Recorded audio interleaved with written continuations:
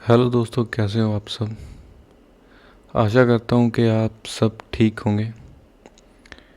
और जैसे कि पिछली वीडियो में हमने देखा कि किस तरह लिस्ट से हम अलग अलग टाइप के फंक्शन की मदद के द्वारा हम उसमें अपेंड कर सकते हैं, कैसे उसको अपडेट कर सकते हैं। तो इस वीडियो में हम देखेंगे कि डिक्शनरी क्या होती है और हम कैसे डिक्शनरी को यूज़ कर सकते हैं और उसके कौन से फंक्शन होते हैं। ठीक है, तो सबसे पहले डिक्शनरी को समझते हैं। ठीक है, तो समझने से पहले एक नई फाइल बनाएंगे जिसका नाम रखेंगे tude6.python। ठीक है, और यहाँ पर हम लिखेंगे जो पुरानी आउटपुट्स हैं, कृपया इनको इग्नोर किया जाए। और यहाँ पे लिखेंगे प्रिंट में डिक्शनरी। ठीक है, हमने डिक्शनरी लिख लिया और अब हम चलते हैं असली वाली डिक्शनरी की तरफ। जैसे कि डिक्शनरी में एक वर्ड होता है जिसका मीनिंग दिया जाता है। और मेरे कहने का मतलब है कि जैसे हम गुड लिखा हुआ है डिक्शनरी में, ठीक है, तो उसके बगल में लिखा होगा फाइन। जैसे तो ये सिनोनियम है, लेकिन थोड़े थोड़े मीनिंग इसके मिलेंगे बेस्ट। ओके, और बस 2 एग्जांपल काफ़ी हैं। तो जैसे यहाँ पर 2 आइटम लिखी हुई हैं, एक तो की है उसकी और दूसरी वैल्यू। तो डिक्शनरी में भी बिल्कुल ऐसा ही होता है। और जैसे हम लिस्ट को स्क्वायर ब्रैकेट से इनिशियलाइज करते हैं, उसी तरह डिक्शनरी को इस तरह इनिशियलाइज कर सकते हैं। जैसे कि मैं लिखूँगा एक स्टूडेंट नाम की डिक्शनरी बनाऊँगा इक्वल टू करके, और जे वाली ब्रैकेट्स यूज़ करेंगे हम। जूम करता हूँ थोड़ा, तो हम जे वाली ब्रैकेट्स यूज़ करेंगे। इसको इस तरफ कर देता हूँ ताकि थोड़ा आपको अच्छा और क्लियर दिखे।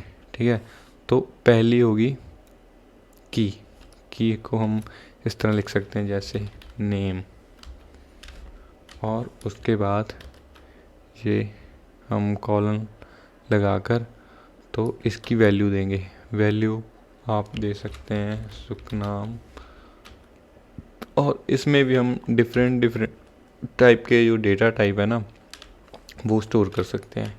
जैसे एज, और एज होगी 20।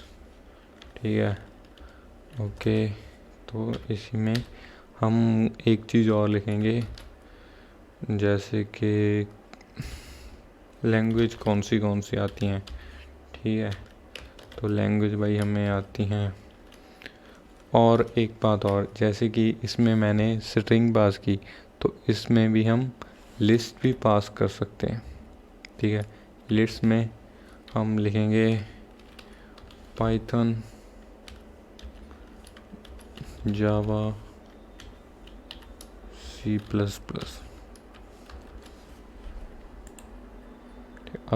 अब हम इसे रन करेंगे, तो ये रन हो चुका है।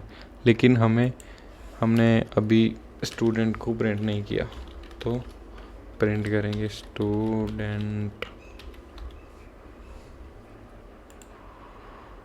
ठीक है, तो अब हम इसे दोबारा से रन करेंगे, तो ये देख सकते हैं ये हमारी डिक्शनरी आ चुकी है। और अगर हम इसके जो फंक्शन है, जैसे इसकी जो की है उसकी वैल्यू चाहें, तो वो कैसे आएगी। तो डिक्शनरी को लेकर भी जहाँ पर बहुत सारे फंक्शन होते हैं, तो हम सर्च करते हैं और लाइन बाय लाइन उनको यूज़ में लेकर आते हैं। ठीक है, और जानेंगे कौन से फंक्शन होते हैं।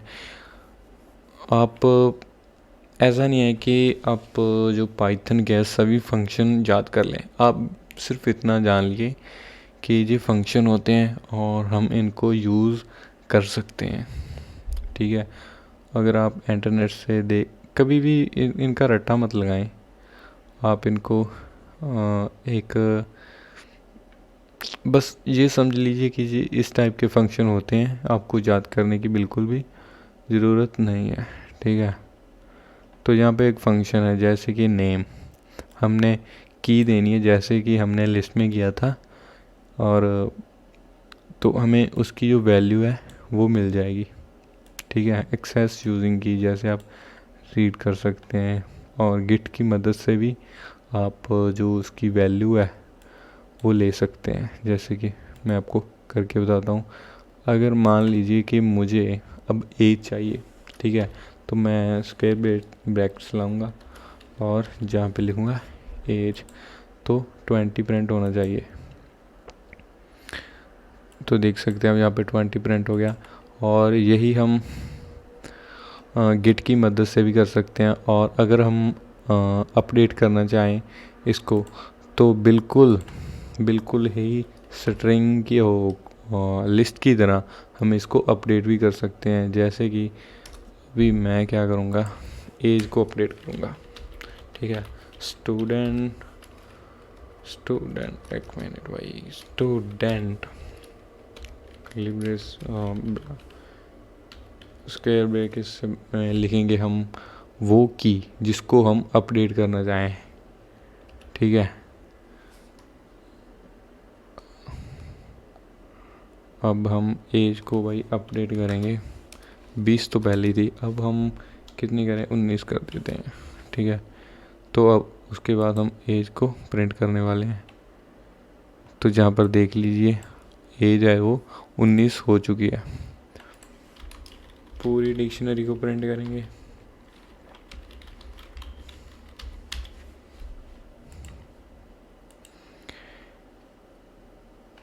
देखिए यहाँ पर एज है जो अपडेट हो चुकी है। अगर हम लिस्ट में अपडेट करना चाहें तो वो कैसे होगा, वो भी हम देख लेते हैं। अगर हम लिस्ट में जो है भाई, हाँ, लैंग्वेज, इस तरह लिखूँगा यहाँ को लैंग्वेज, और उसको अपडेट करना है। उसमें जो लिस्ट है वो है ये वाली। मुझे पाइथन, जावा, C++ आती है। ठीक है, तो मैं क्या करूँगा,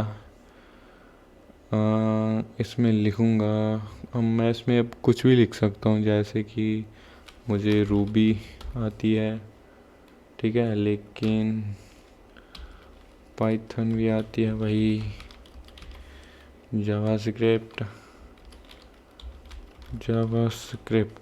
सॉरी, तो जावास्क्रिप्ट। तो क्या लगता है ये होगा रन? बिल्कुल होगा। अब देखिए जो हमारे यहाँ से आउटपुट निकल के आ रही है ना, वो तो हमारी जो लिस्ट अपडेट हो चुकी है। यहाँ पर वो लिस्ट में आ रहा था पाइथन एंड जावा, लेकिन अब वो अपडेट होके रूबी वाला हो चुकी है। अब मैंने सेलेक्ट करके इसको चला दिया, इसलिए एरर आया। देखिए, सिलेक्ट करने को चलाने का मतलब ये होता है कि आप कितना कोड एग्जीक्यूट करना चाहते हैं। जैसे कि मैं इतना कोड एग्जीक्यूट करना चाहता हूँ, तो इसको सेलेक्ट किया और इसको यहाँ से चलाया, तो वो इतना ही आएगा, ये वाला नहीं। अब अपडेट होने वाला सिलेक्शन से बाहर है, तो इसलिए वो नहीं चलेगा। ठीक है, तो सिलेक्ट का ये मतलब होता है। और इसकी एक फाइल भी बनती है टेम्प कोड रनर से, जिसमें वो कोड चला जाता है जो हमने सेलेक्ट किया होता है। ठीक है, तो हम ट्यूट 6 पे थे, तो हमने देखा कि डिक्शनरी के जो फंक्शन, डिक्शनरी का यूज़, डिक्शनरी में हम पेयर्स यूज़ करते हैं। एक की होती है और एक वैल्यू, और हम की को नहीं चेंज कर सकते, की वैल्यू को चेंज कर सकते हैं। चलो और देखते हैं और कौन से फंक्शन होते हैं। जैसे कि हमने अपडेट करना सीख लिया, ठीक है, और इसमें फंक्शन है बिल्कुल ही हाँ, लिस्ट की तरह पॉप फंक्शन है इसमें, पॉप आइटम। ठीक है, तो ये आइटम को रिमूव करेगा। तो एक बार हम पॉप को भी चलाकर देख लेते हैं, और क्लियर फंक्शन को, जो कि ऑल आइटम है जो डिक्शनरी के, उसको क्लियर कर देता है।